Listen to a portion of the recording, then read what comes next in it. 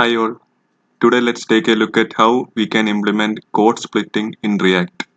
So why do we need code splitting? By default, all the code in our application will be generated as a single bundle. So one drawback of this is it will increase the loading time of our application. So to prevent this, we can split up our code into smaller chunks and load them lazily. So for demonstrating the code splitting, I have created a sample React application. So this basically consists of a calculator component. Inside that, I am accepting two numbers through input, and on click of a button, I will be showing the sum of the numbers. So this is our application in action. So if I give two numbers and click add, it will show the sum. Now let's go back to the code once more. Now if we see the calc component, you can see I am using a utility function called sum. It basically just adds up two numbers and return the result. So here in our application, we are directly importing the sum from the utils file. And if we inspect our network tab, so let me refresh the application. You can see that there is a main chunk file called main.chunk.js, and inside that, if you search, you can see that our sum utility is present within that bundle. So you can see the utils.js and the sum function is present here. Now let's see how we can lazily load this utility method. So now let's try out the dynamic import statement. So first let us comment out the static import, and now let's add a dynamic import. So this is the syntax. You can give the path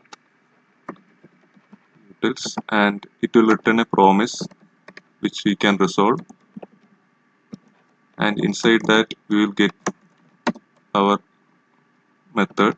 So it will be returning as an object. So I am defining a variable here called sum, and I am assigning that from the object. So now we will be able to access the sum function which we have defined inside the utils, and we are using it dynamically. Now let's run our application. So now you can see that again it is working normally. One main difference is that here you can see there's a separate chunk file, one.chunk.js. So inside this you can see that our utils.js has been created separately. So this is how we do a dynamic import to create lazy loaded chunk. Now let's see what happens in case I have a static imported module within this dynamically imported file. So here I am going to add an import for Lodash,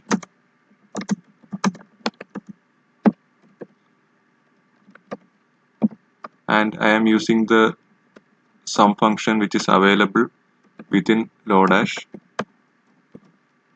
I'm passing a comma b. So now let's run the application and see what happens. So again the application will work as expected, adding two numbers and we get the sum. But here you can see that there are two chunk files created. The one chunk file is containing the lodash.js. So you can see that it automatically creates a lazy loaded chunk file whenever it encounters an import within the dynamically loaded module. So this is automatically taken care by Webpack here in our scenario, and the two dot chunk will have our utils.js. So till now we have been trying to dynamically load a normal JavaScript function. So now let's see how we can dynamically load a React component. So now for this example I am taking the calc component. So here we are eagerly loading it. Now let's comment that out and try to load the calc lazily. So this is how we can do it. React provides a method called lazy, and here we can provide an arrow function, and here we can use a dynamic import. Can use again the same path.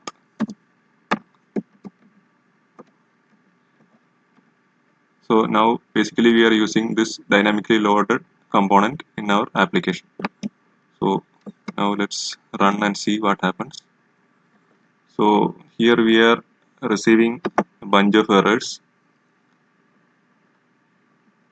So let's first fix this error, which is saying that the element type is invalid. So why this is happening is that in my calc function I had used a named import, like I had not declared this as a default export. So in case I provide it as a default, this error will be gone, and now you can see that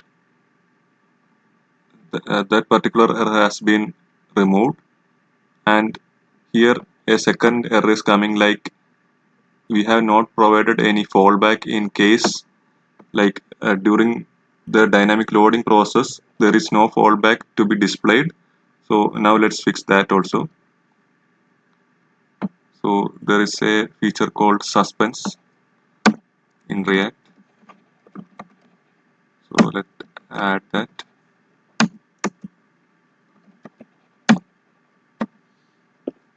So as a fallback we will be displaying a div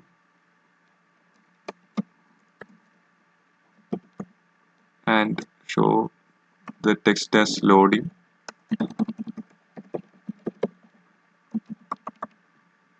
So now let's close the suspense.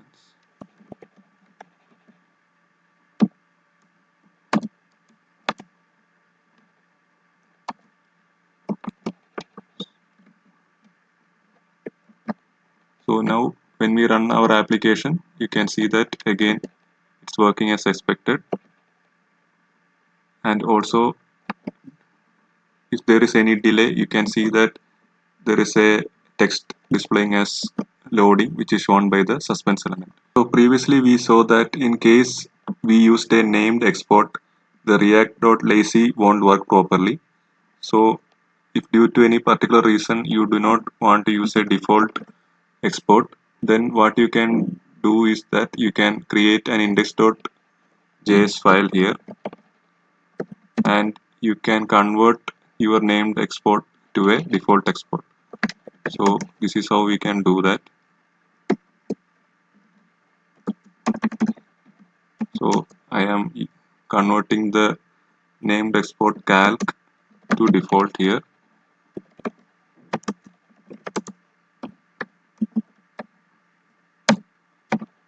and then I can use the index file within our app.js. So in this way we will be able to use our lazy loaded component. So now let's go to the network tab of our application. You can see that the component which we had lazily loaded is created as a separate chunk. So now let's do an experiment, like I am going to block this URL. So in this case what will happen is when we try to load that chunk, our application will fail. So now what happens is, like, since we are in development mode, we will be receiving this detailed screen. Otherwise we will be getting an empty blank screen. So in order to prevent a blank screen from being shown to the user, we can make use of a error boundary. So here I have defined a calc error boundary component. So basically what it does is, in case of any error, I will be displaying this something went wrong message in our application.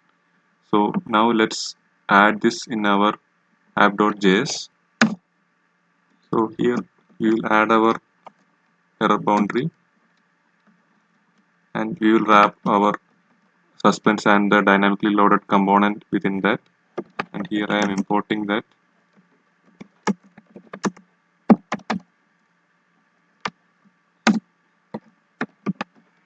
Now let's run our application and see what happens.